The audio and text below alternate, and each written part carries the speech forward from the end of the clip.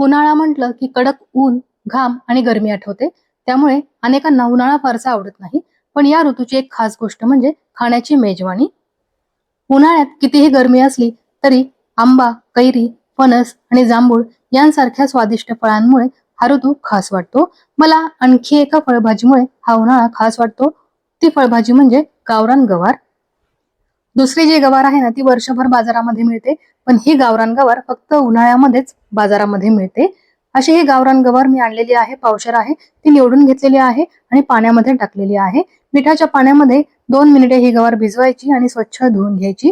ही गवार बनवण्यासाठी आता इथे मी ठेचा तयार करणार आहे. ठेचा बनवण्यासाठी इथे मी 3 ते 4 चमचे भाजलेले शेंगदाणे घेतलेले आहेत. हिरवी मिरची, लसूण आणि आलं सुद्धा घेतलेलं आहे.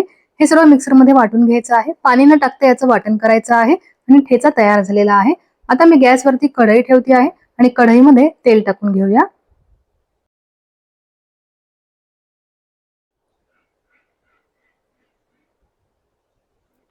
तेल गरम झाल्यानंतर याच्यामध्ये मोहरी टाकूया. मोहरी छान तडतडली की याच्यामध्ये जिरे टाकायचे आहेत. मोहरी तडतडल्यानंतरच त्याच्यामध्ये जिरे टाकायचे. मोहरी कच्ची ठेवायची नाही, नाहीतर भाजीला एक कडसर चव येते. कढीपत्ताही टाकलेला आहे. ही फोडणी छान तडतडली की आपण जो ठेचा तयार केला होता तो तेलामध्ये टाकूया. ठेचा चांगला परतून घेऊया. हे वाटण परतताना गॅसची फ्लेम लो ठेवायची आहे. गॅसची फ्लेम जर तुम्ही मोठी ठेवून हे वाटण परतलं तर ते लगेचच करपेल, कारण आपण पाणी न टाकता हे वाटण तयार केलेलं आहे. त्यामुळे गॅसची फ्लेम कमी ठेवून हे वाटण मी चांगलं परतून घेतलेलं आहे. आता मी याच्यामध्ये 1 चमचाभर बेसन पीठ टाकणार आहे. बेसन पिठाने काय होतं, गवारीचा जो रस्सा आहे ना तो असा मिळून येतो आणि चव सुद्धा वाढते. त्याच्यामुळे 1 चमचाभरच बेसन पीठ टाकायचं आहे. त्यानंतर थोडीशी हळद टाकूया. बेसन पीठ तेलामध्ये चांगलं परतून घेऊया. अर्धा मिनिटभर हे बेसन पीठ तेलामध्ये परतून घ्यायचं आहे, म्हणजे बेसन पिठाची जी कच्ची चव आहे ना ती जाईल.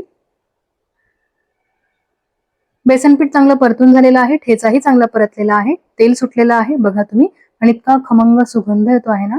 आता आपण याच्यामध्ये गवार टाकलेली आहे.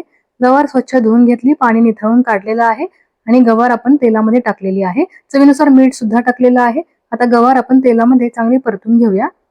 लगेचच पाणी टाकायचं नाही आपल्याला. गवार तेलामध्ये चांगली परतून घ्यायची. त्यानंतर मी याच्यावरती झाकणही ठेवणार आहे. 1 मिनिटभर गवारीला चांगली वाफ येऊ द्यायची आणि त्यानंतरच याच्यामध्ये पाणी टाकायचं आहे. असं केल्याने गवार ही पटकन शिजते आणि ती मऊ सुद्धा शिजते, वातडल्यासारखी होत नाही. म्हणून आपण गवारीला 1 मिनिटभर वाफ येऊ दिली.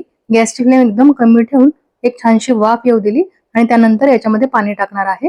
पाणी हे गरम टाकायचं आहे, थंड पाणी याच्यामध्ये टाकायचं नाही, नाहीतर गवार ही पटकन शिजत नाही किंवा शिजल्यानंतर ती वातडल्यासारखी तयार होते, मऊ होत नाही. त्याच्यामुळे आता गरम पाणी मी याच्यामध्ये टाकलेलं आहे. जास्त पाणी नाही टाकलं, पाऊण ग्लास पाणी टाकलेलं आहे, कारण मला दाटसर भाजी हवी आहे. खूप पातळही नको आणि खूप घट्टही नको. घट्ट म्हणजे घट्ट दाटसर रस्सा हवा आहे, पण सुक्की नकोय. यासाठी मी पाऊण ग्लास पाणी टाकलेलं आहे, जेणेकरून अर्ध पाणी आटून जाईल आणि अर्ध पाणी जे राहील त्याचा आपल्याला दाटसर रस्सा मिळेल. आता या रश्याला उकळी आली की आपण झाकण ठेवायचं आहे आणि 8 ते 10 मिनिटांमध्ये ही गवार छान शिजते.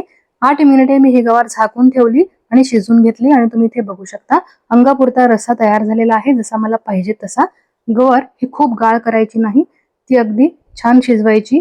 खूप गाळ झालेली गवार चांगली लागत नाही.